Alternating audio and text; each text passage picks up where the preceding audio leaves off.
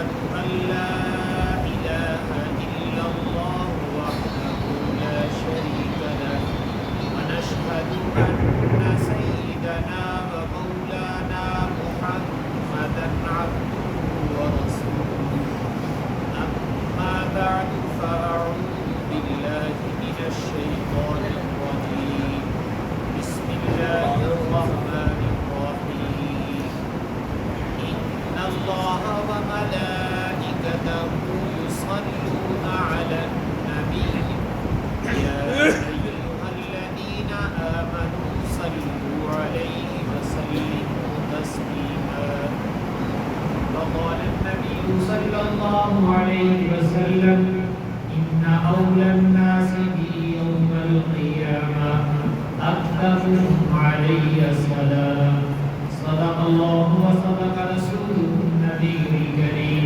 ونحن على ذلك من الشاهدين والشاكرين والحمد لله رب العالمين اللهم صل على سيدنا محمد النبي الأمي وعلى آله وأصحابه وسلم تسليما كثيرا كثيرا يا رب صل وسلم دائما أبدا على حبيبك خير الخلق كلهم اللہ جل شانہ نے اس آیت کریمہ میں اہل ایمان کو ایک حکم ارشاد فرمایا ہے۔ حق تعالیٰ ارشاد فرما رہے ہیں ان اللہ و ملائکتہ یصلون علی النبی، بے شک اللہ تعالیٰ اور اس کے فرشتے وہ نبی پاک صلی اللہ علیہ وسلم پر درود بھیجتے ہیں۔ یا ایھا الذین آمنوا، اے ایمان والو، صلو علیہ وسلم تسلیما، تم بھی اپنے نبی پر درود و سلام بھیجا۔ تو حق تعالیٰ نے یہاں پر درود و سلام بھیجنے کا حکم ارشاد فرمایا ہے، لیکن اس سے پہلے خود فرمایا کہ اللہ تعالیٰ بھی اپنے نبی پر درود بھیجتے ہیں اور فرشتے بھی درود بھیجتے ہیں۔ اگرچہ تینوں جگہ درود بھیجنے کا معنی الگ الگ ہے، لیکن قدر مشترک یہ ہے کہ اللہ تعالیٰ نے اس عمل کی نسبت اپنی ذات عالی کی طرف فرمائی ہے کہ یہ عمل تو میں بھی کرتا ہوں، میرے فرشتے بھی کرتے ہیں۔ یا ایھا الذین آمنوا صلوا علیہ وسلم تسلیما، ایمان والو تمہیں بھی یہ عمل کرنا چاہیے کہ تم اپنے نبی پر درود و سلام ضرور بھیجو۔ تو میں نے عرض کیا کہ یہ کتنی بڑی سعادت کی بات ہے کہ یہ وہ عمل ہے کہ جو اللہ تعالیٰ بھی فرما رہے، اللہ کے فرشتے بھی کر رہے اور اہل ایمان کو کہا جا رہا ہے کہ تم بھی اس عمل میں شریک ہو جاؤ۔ اور اس میں رسول پاک صلی اللہ علیہ وسلم کی تقریر آپ کی عظمت کی طرف بھی اشارہ ہے، اس لیے کہ اللہ تعالیٰ نے تمام انبیاء علیہ السلام پر احسانات کیے اور ان کو اپنے اپنے موقع پر انعامات عطا کیے۔ میں آپ اپنے جد امجد سیدنا آدم علیہ السلام کا تذکرہ سنتے ہیں تو اللہ تعالیٰ نے جب ان کو پیدا کیا تو فرشتوں کو حکم دیا اسجدوا لآدم کہ تم آدم کو سجدہ کرو۔ تو یہ اللہ تعالیٰ نے تعظیم کے لیے اگرچہ کروایا، لیکن فرشتوں کو کہا ہے خود اس عمل میں شریک نہیں ہوئے۔ اور بھی انبیاء علیہ السلام کی تعظیم کے مختلف کام کروائے گئے، لیکن اللہ تعالیٰ نے یہ نہیں کہا کہ یہ تو میں نہیں کرتا ہوں۔ رسول پاک صلی اللہ علیہ وسلم کی ذات اقدس کا جب معاملہ آیا تو اللہ تعالیٰ یہ کہہ رہے ہیں ان اللہ وملائکتہ یصلون علی النبی، کہ اللہ تعالیٰ بذات خود اور اس کے فرشتے وہ اپنے نبی پر درود بھیجتے ہیں۔ اے ایمان والو تم بھی اپنے نبی پر درود و سلام بھیجو۔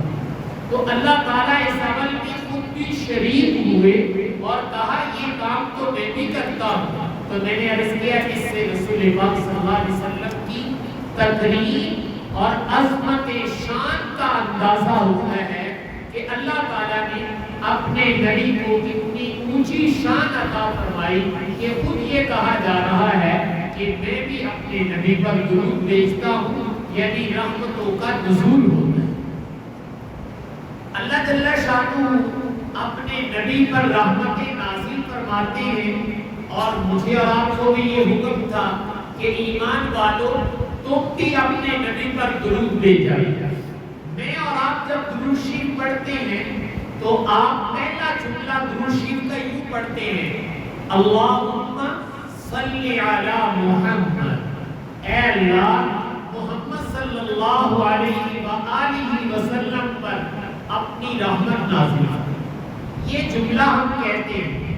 اللہ تعالیٰ نے تو ہمیں کہا تھا کہ تم نے خود درود بھیجنا ہے، لیکن ہم اللہ ہی سے درخواست کرتے ہیں کہ یا اللہ آپ بھی ہمارے نبی پر رحمت نازل فرمائیے. تو ہم اللہ سے درخواست شروع کر دیتے. اللہ نے ہمیں حکم دیا کہ ایمان والو صلو علیہ، تم اپنے نبی پر درود بھیجو، اور ہم نے حکم کی تعمیل کے لیے اللہ سے درخواست کر دی، اللہم صلی علی، اے اللہ ہمارے نبی محمد صلی اللہ علیہ وسلم پر رحمت نازل فرما. تو ہم جو اللہ سے درخواست کرتے ہیں اس کی بنیادی وجہ یہ ہے کہ ہم اللہ کے سامنے اقرار کرتے ہیں کہ باری تعالیٰ آپ کے نبی کی شان کے مطابق ہم تو درود نہیں پڑھ سکتے، ہم آپ ہی سے درخواست کرتے ہیں کہ ہماری طرف سے بھی آپ ہی اپنے نبی پر رحمت نازل فرمائیں. تو ان کی شان اور حیثیت کے موافق وہ اللہ تعالیٰ ہی رحمتیں نازل کرنے والے ہیں. تو جب میں اور آپ درود پڑھتے ہیں تو اپنی طرف نہیں نسبت کرتے کہ صلیت علی النبی، کہ ہم اپنے نبی پر جو ہے وہ رحمت کی دعا کر رہے ہیں، بلکہ ہم اللہ سے درخواست کرتے ہیں اللہم صلی علی محمد، اے اللہ محمد صلی اللہ علیہ وسلم پر آپ رحمت نازل فرما دیجئے. ہم آپ سے درخواست کرتے ہیں تاکہ ان کی شایان شان رحمت اترے. تو وہ تو آپ ہی اتار سکتے ہیں، ہم اس لائق نہیں کہ ہم اپنے نبی پر اپنی طرف سے کوئی چیز پیش کریں، تو ہم اللہ تعالیٰ سے درخواست کر دیتے ہیں. تو یہ میں نے عرض کیا کہ درود شریف پڑھنے کا اللہ تعالیٰ نے حکم دیا ہے، اور آپ صلی اللہ علیہ وسلم کی محبتیں، عنایات، شفقتیں، ان کا تقاضا ہے کہ ہم باضابطہ طریقے سے محبتوں کے ساتھ، انتہائی ادب کے ساتھ اور اپنی سعادت مندی سمجھتے ہوئے کہ یہ میری سعادت مندی کی علامت ہے کہ اللہ تعالیٰ مجھے درود شریف پڑھنے کا موقع دے. تو اس لیے قرآن کا یہ حکم ہے، اور اللہ تعالیٰ نے اس حکم پر خود عمل پیرا ہے، اور مجھے اور آپ کو بھی کہا جا رہا ہے کہ تم اپنے نبی پر درود و سلام کا تحفہ ضرور بھیجو. رسول پاک صلی اللہ علیہ وسلم نے ایک روایت میں ارشاد فرمایا، من صلی علیہ صلاۃ واحدہ صلی اللہ علیہ عشرہ، کہ جو آدمی میرے اوپر ایک دفعہ درود شریف پڑھتا ہے تو اللہ تعالیٰ اس کی برکت سے اس پڑھنے والے کے اوپر اپنی 10 رحمتیں نازل کرتے ہیں. اور ایک روایت میں اللہ 10 نیکیاں لکھتے ہیں، 10 گناہ معاف فرماتے ہیں، 10 درجے بلند کرتے ہیں، اور اپنی 10 رحمتیں بھی اس کے اوپر نازل فرماتے ہیں. تو یہ حدیث میں آتا ہے کہ آپ صلی اللہ علیہ وسلم نے فرمایا کہ یہ میرے اللہ کا وعدہ ہے.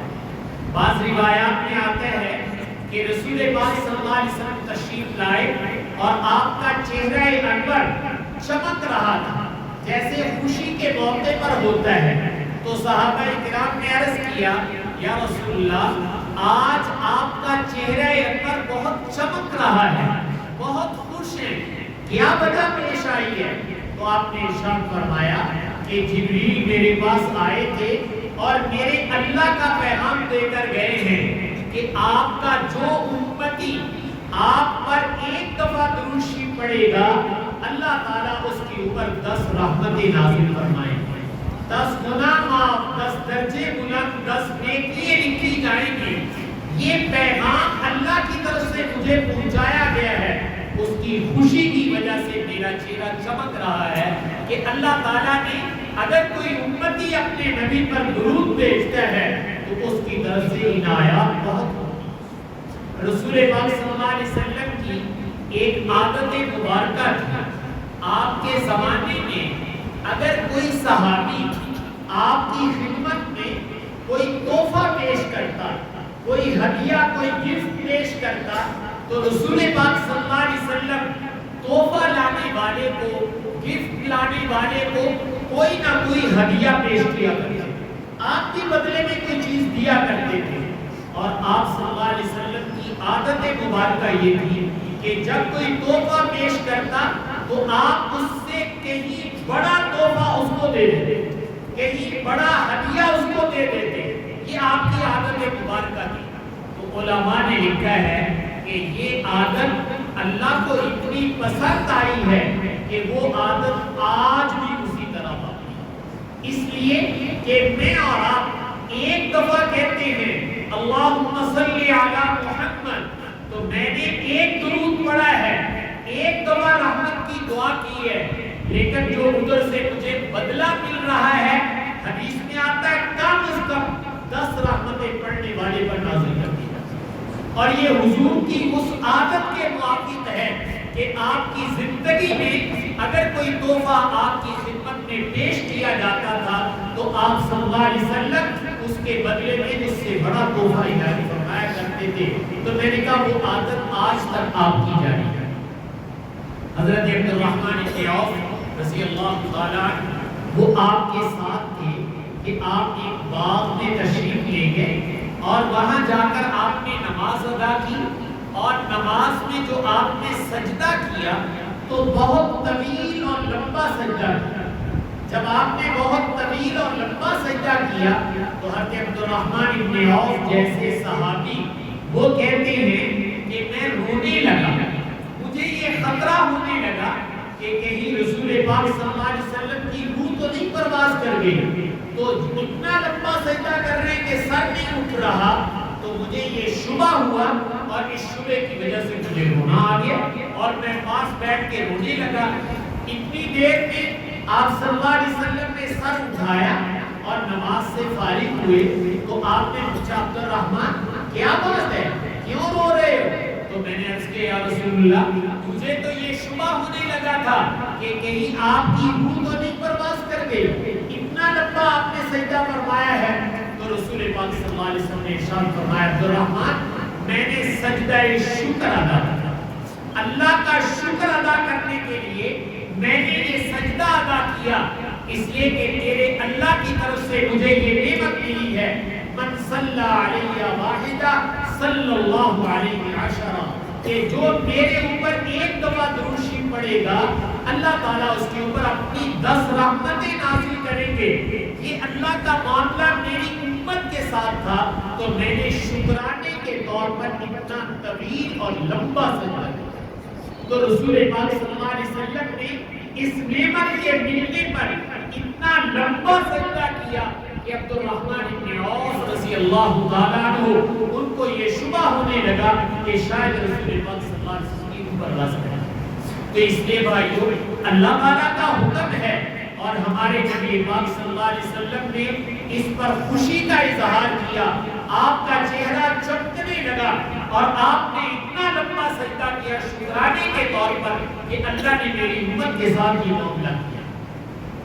फिर एक रिवायत में आपने यूं इरशाद फरमाया कि जब कोई मेरा उम्मती मेरे ऊपर दुरूद शरीफ पढ़ता है तो उसका ये दुरूद सबसे पहले अल्लाह के दरबार में पेश किया जाता है। इलैहि यसअदुल कलिमुत तय्यिब, जो भी मैं और आप अच्छे बोल बोलते हैं वो अल्लाह की तरफ ले जाए जाते हैं, अल्लाह की खिदमत में पेश किए जाते हैं। तो फरमाया जो तुम दुरूद शरीफ पढ़ते हो ये अल्लाह के यहाँ पेश किया जाता है। तो हक ताला इरशाद फरमाते हैं फरिश्तों से कि अब इसको मेरे बंदे की कब्र पर ले जाओ और वहां जाकर इसको पेश करो। तो जब वो दुरूद رسول پاک صلی اللہ علیہ وسلم کی خدمت میں پیش کیا جاتا ہے تو حق تعالیٰ دو باتیں فرماتے ہیں. ایک بات یہ کہ جب تم میرے بندے کی قبر پر پیش کرو گے تو میرے نبی پڑھنے والے کے لیے دعا و استغفار فرمائیں، اس کے لیے مغفرت کی دعا رسول پاک صلی اللہ علیہ وسلم فرما دیں گے. تو گویا اللہ تعالیٰ نے امت کو بخشش کا بہت بڑا ایک سامان دے دیا ہے. وہ سامان یہ ہے کہ اگر میں اور آپ یہ چاہیں کہ میرے اور آپ کے لیے میرے نبی استغفار فرما دیں، مغفرت کی دعا فرما دیں، تو اس کا طریقہ یہ ہے کہ میں اور آپ اپنے نبی پر درود شریف کا تحفہ بھیجیں تو اللہ ان کی خدمت میں بھیج دیں گے. اور پھر اللہ تعالیٰ یہ وعدہ فرما رہے ہیں کہ جب تم میرے نبی پر درود شریف پڑھو گے تو وہ تمہارے لیے استغفار یعنی مغفرت کی دعا فرمائے. اور دوسری بات یہ فرمائی کہ جب کوئی امتی درود شریف پڑھتا ہے وہ اللہ کے ہاں بھیجا جاتا ہے اور اللہ تعالیٰ کہتے ہیں کہ میرے بندے کی قبر پر لے جاؤ. تو فرمایا جب رسول پاک صلی اللہ علیہ وسلم کی خدمت میں پیش کیا جاتا ہے تو آپ صلی اللہ علیہ وسلم کی آنکھیں اس سے ٹھنڈی ہوتی ہیں. تو اگر میں اور آپ یہ دو دولتیں لینا چاہیں کہ ہمارے لیے حضور استغفار فرمائیں، دعا فرما دیں، ہم یہ چاہیں کہ ہمارے عمل سے ہمارے نبی کی آنکھیں ٹھنڈی ہوں، تو آپ صلی اللہ علیہ وسلم نے فرمایا کہ تم میرے اوپر درود شریف پڑھو گے تو میں تمہارے لیے دعائیں مغفرت کی کروں گا اور اس سے میری آنکھیں بھی ٹھنڈی ہو جائیں.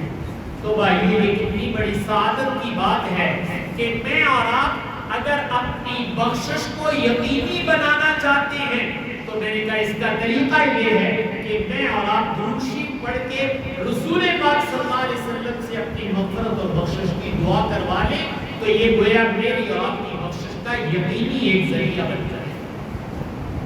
آپ صلی اللہ علیہ وسلم نے ایک روایت میں یہ ارشاد فرمایا من صلی علیہ عند قبری سمعتہ، کہ جو شخص میری قبر اطہر پر پہنچ کر یعنی روضہ اقدس پر پہنچ کر وہ میرے اوپر درود شریف پڑھتا ہے تو آپ نے فرمایا سمعتہ، میں اس کو براہ راست سنتا ہوں. اور پھر آپ نے فرمایا ومن صلی علیہ نائیا ابلغتہ، اور جو دور سے میرے اوپر درود شریف پڑھتا ہے تو اس کا درود میرے پاس پہنچا دیا جاتا ہے. اور ایک روایت میں آپ نے ارشاد فرمایا کہ جب کوئی میرا امتی میرے اوپر درود شریف پڑھتا ہے تو سیاحین، اللہ تعالیٰ نے فرشتے پیدا کیے ہیں جو دنیا میں گھومتے پھرتے ہیں، چکر لگاتے ہیں، بلکہ تلاش کرتے ہیں کہ کون کون درود شریف پڑھ رہا ہے. تو جو درود شریف پڑھتا ہے یہ فرشتے اس کا درود لے کر نبی پاک صلی اللہ علیہ وسلم کی خدمت میں یوں پیش کرتے ہیں کہ درود پڑھنے والے کا نام لیا جاتا ہے اور درود شریف پڑھنے والے کے والد یعنی باپ کا نام لیا جاتا ہے. یا رسول اللہ، فلاں جو فلاں کا بیٹا ہے اس نے آپ کی خدمت میں یہ تحفہ دیا. تو گویا پڑھنے والے کا ذکر خیر بھی ہوتا ہے اور پڑھنے والے کے باپ کا ذکر خیر بھی ہوتا ہے. آپ صلی اللہ علیہ وسلم کی مجلس میں اگر کوئی درود شریف پڑھے تو اس لیے میں نے عرض کیا ہے کہ ہم اہتمام کے ساتھ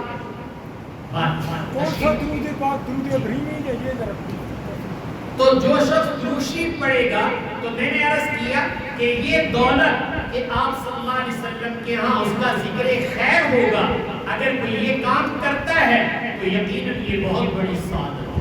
یہ بہت بڑی سعادت ہے کہ اللہ تعالیٰ کسی کو یہ موقع عطا فرمائے. حضرت ابی بن کعب رضی اللہ تعالیٰ عنہ حضور پاک صلی اللہ علیہ وسلم کی خدمت میں آئے اور آ کر عرض کیا یا رسول اللہ، میرے جو فرصت کے لمحات ہیں جن میں میں دعا و مناجات کرتا ہوں، ذکر اذکار کرتا ہوں، میرا دل چاہتا ہے کہ اس میں سے چوتھا حصہ میں درود شریف پڑھا کروں، باقی 3 حصے میں اور ذکر اذکار کیا کروں، دعا کر لیا کروں. تو آپ صلی اللہ علیہ وسلم نے فرمایا بہت اچھا، لیکن آپ نے فرمایا ان زدتا، اگر اس میں اضافہ کر لو فَهُوَ خَيْرٌ لَكَ، وہ تیرے لیے بہت بہتر ہے. تو انہوں نے عرض کیا یا رسول اللہ پھر میں آدھا وقت درود پڑھوں گا اور آدھا وقت دعا مانگ لوں گا اور ذکر اذکار کر لوں گا. تو آپ نے فرمایا بہت اچھا، اور پھر آپ نے فرمایا اس میں بھی اضافہ کر لو تو تمہارے لیے بہت بہتر ہوگا. انہوں نے عرض کیا یا رسول اللہ 2/3 کر لوں. آپ نے اس پر بھی یہی جملہ ارشاد فرمایا کہ یہ بہت اچھا ہے لیکن اور اضافہ کر لو تو اور بہتر ہوگا. تو حضرت ابی بن کعب رضی اللہ تعالی نے عرض کیا یا رسول اللہ میں اپنے فرصت کے تمام لمحات آپ پر درود شریف پڑھنے میں خرچ کیا. تو آپ نے ارشاد فرمایا اگر تم ایسے کرو گے تو اللہ تعالیٰ تمہاری دنیا اور آخرت کے تفکرات پریشانیوں میں اللہ تعالیٰ تمہاری کفایت فرمائے. اللہ تعالیٰ تمہارے دنیا اور آخرت کے غموں کو دور فرما دیں گے اگر تم اس طرح میرے اوپر درود شریف پڑھو گے. تو اس لیے بھائیوں درود شریف پڑھنے کا معمول بنانا چاہیے. میں نے عرض کیا تھا محبت کے ساتھ، اہتمام کے ساتھ اور اپنی سعادت سمجھ کر کہ یہ میری سعادت ہے کہ میری زبان پر درود شریف کا صیغہ جاری ہو جائے، میں اپنے نبی پر درود شریف پڑھنے والا بن جاؤں. اس لیے کہ اللہ تعالیٰ نے اس کا مطالبہ کیا ہے یا ایھا الذین آمنوا صلوا علیہ وسلموا تسلیما. ایمان والو تم بھی اپنے نبی پر درود و سلام ضرور پڑھو. تو اس لیے درود شریف پڑھنے کا بھائیوں اہتمام یہ صحابہ کرام کے درمیان بھی بہت زیادہ تھا. تو میں اور آپ بھی اگر یہ چاہتے ہیں تو مجھے اور آپ کی درود شریف کا اہتمام کرنا چاہیے. ایک روایت میں آپ نے فرمایا ان اول الناس بی یوم القیامہ اکثرهم علیہ الصلاۃ، کہ قیامت والے دن میرے سب سے زیادہ قریب کون ہو. دیکھیں آج ہم اپنے ملک میں رہ رہے ہیں، ہم مدینہ طیبہ سے ہزاروں میل دور ہیں اور کتنی صدیاں گزر گئی، ہم بعد میں پیدا ہوئے تو ہم آپ کا زمانہ نہیں پا سکے، آپ کی جگہ بھی نہ پا سکے. حاضری تو ہو جاتی ہے لیکن مستقل تو وہاں رہائش نہیں. یہ جو دوریاں ہیں یہ قیامت والے دن قرب میں کیسے بدل جائے. قیامت والے دن تو ہم دور نہیں رہنا چاہیں گے.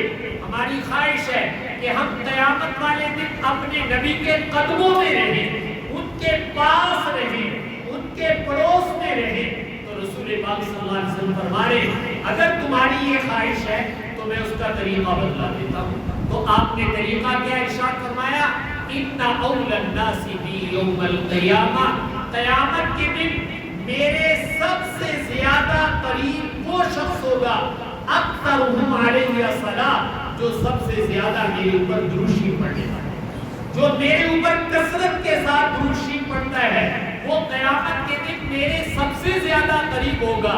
تو بھائی اس نیت سے بھی پڑھ لیا کریں کہ قیامت والے دن ہمیں اپنے نبی کا قرب مل جائے.